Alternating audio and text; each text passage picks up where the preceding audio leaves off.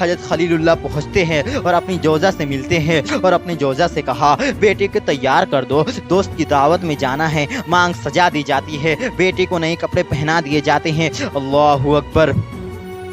بیٹے کو لے کر نکلے اور بیٹا ان فوانی شباب میں ہو اور بیٹا ان فوانی شباب میں ہو، چڑھتی ہوئی جوانی ہو تو باپ دیکھ کر کتنا خوش ہوتا ہے۔ پھر اس کا بیٹا بھی اکلوتا ہو اور بیٹا بڑھاپے کا سہارا ہو، پھر وہ رب سے مانگ کر لیا ہو، پھر وہ بیٹا جس کی پیشانی میں محمد کا نور چمک رہا ہو، ایسا بیٹا جو چہرے کی بلائے لینے کو جی چاہتا ہو۔ لیکن حضرت خلیل اللہ کے حکم پہ اسے ذبح کرنے کے لیے ہاتھ میں چھری اور رسی دبائے منع کی وادی کی طرف بڑھ رہے ہیں۔ شیطان نے سوچا کہ اس سے نازک مرحلہ اس خاندان پر نہیں آ سکتا۔ حضرت حاضرہ کے پاس پہنچا، پتہ ہے شہزادے کہاں گئے ہیں؟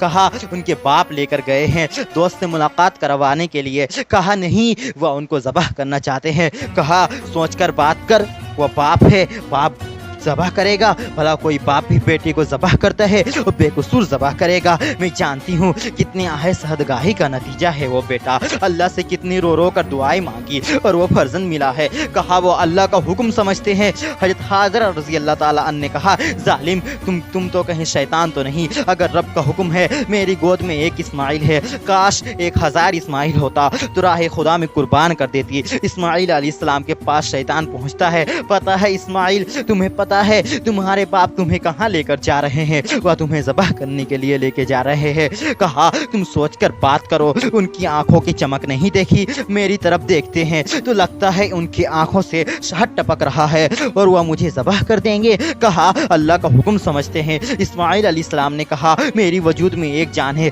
کاش میری ایک بال میں جان ہوتی اور راہ خدا میں قربان کر دیتا۔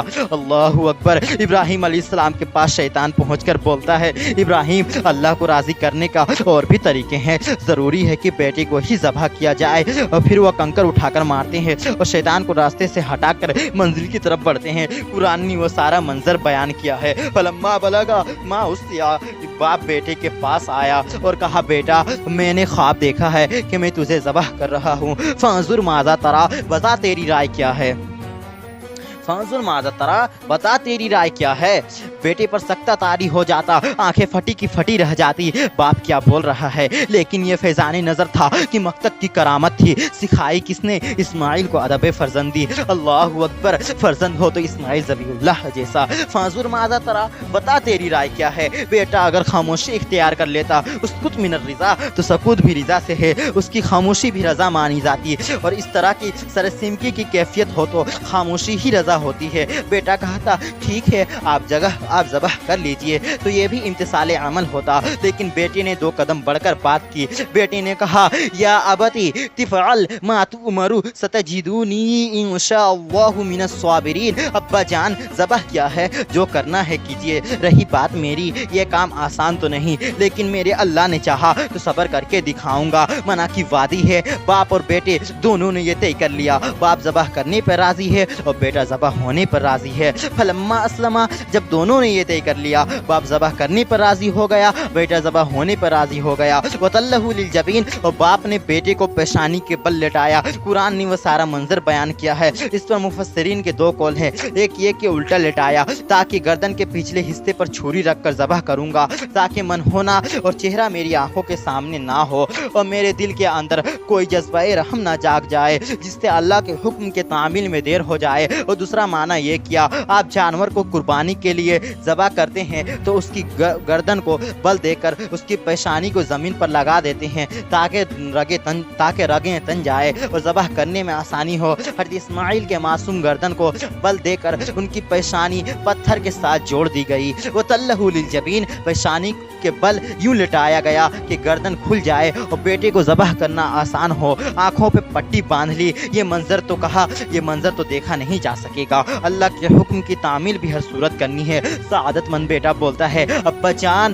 مجھے رسیوں سے جکڑ لیجئے، کہیں ایسا نہ ہو کہ میں تڑپوں اور اللہ کا حکم آپ کو پورا کرنے میں دیر ہو جائے۔ باپ بیٹے کو رسیوں سے جکڑ لیتا ہے، ہاتھ میں چھری پکڑی ہے، ذبح کرنے لگتے ہیں تو بیٹا بولتا ہے ابا جان رسیاں کھول دیجئے، कहा क्यों, आपका मंसूबा, आपका प्रोग्राम तब्दील हो गया है क्या? कहा नहीं, तो फिर क्यों रस्सियाँ खोलूं? कहा कहीं ऐसा ना हो कल मौरिख लिखे, मौरिख का माना होता है तारीख, मौरिख जमा है, कल मौरिख लिखे बाप ज़बह करना चाहता था, बेटा होना नहीं चाहता था, बाप ने बांध कर किया, खोल दीजिए नहीं तड़पूंगा। रस्सियाँ खोल जाती हैं, बेटा पेशानी का बल लेटा हुआ है, हाथ में छुरी पकड़ी है, मना की वादी है, हुरे थर्रा रही हैं, जमाना काँप रहा है, मना की वादियों पर थरथराहट है, मालिक क़यामत आने वाली है। फरिश्ते भी पूछ रहे हैं क्या